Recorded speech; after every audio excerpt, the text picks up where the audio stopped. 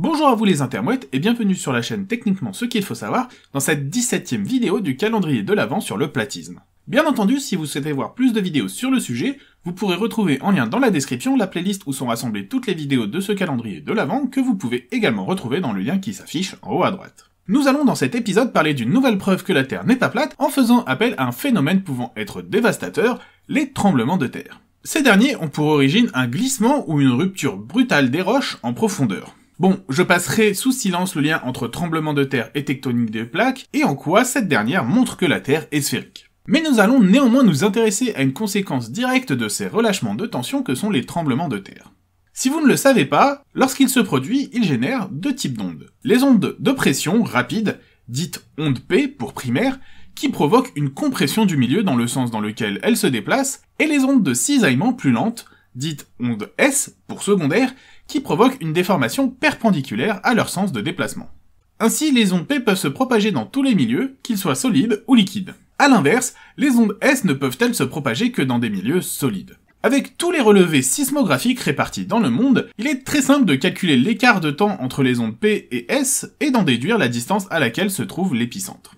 Cependant, penser que ces ondes se propagent radialement en deux dimensions, c'est bien en accord avec ce que nous observons puisque tous les détecteurs sont à la surface de la Terre, mais elles se déplacent également en profondeur. Et que se passe-t-il lorsqu'une onde se déplace dans un milieu quelconque? Eh bien, elle nous révèle des secrets sur le milieu traversé. Comme un écho, les stations détectent ainsi les ondes de surface dans un premier temps, avant de capturer un signal identique, plus tardif et amoindri, s'étant propagé dans les entrailles terrestres. À partir de cette différence de temps entre les deux signaux et la position relative du capteur par rapport à l'épicentre, il est possible de retracer le trajet de l'onde et d'en déduire l'indice de réfraction du milieu dans lequel elle s'est propagée. Très intéressant également, il existe dans tout séisme une zone très particulière que l'on appelle la zone d'ombre.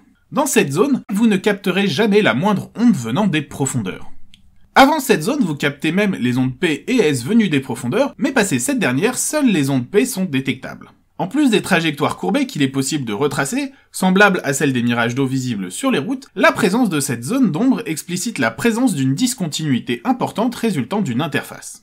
Ainsi, il est possible, par des tremblements de terre, d'observer indirectement les couches concentriques de notre bonne vieille planète, alternant à la manière des couches d'un oignon. Le fait que nous soyons en mesure de détecter ou non les deux types d'ondes permet également de savoir à quel point les matériaux traversés sont ou non liquides.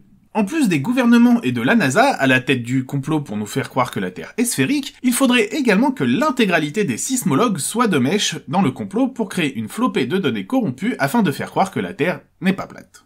Mais non seulement les sismologues doivent être corrompus, tout en considérant que leur corruption n'est pas complète puisqu'il existe une discipline basée sur la réflexion des ondes sismiques, nommée imagerie sismique, permettant entre autres de trouver des poches de pétrole.